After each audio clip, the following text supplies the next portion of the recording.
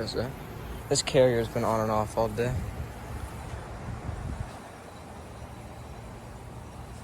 There's a refrigerant hissing in there.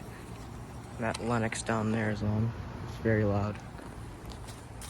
There's a Goodman. And that thing I'm waiting for it to kick back on. It's been like 25 to 30 minutes after its defrost cycle. I'm still not waiting for it to kick back on.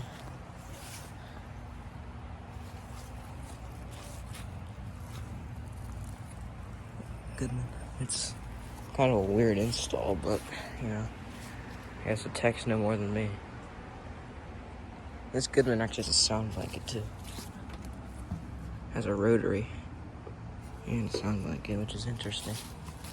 I might just give up on this Lennox. I've been waiting long enough. It's been about 30 minutes.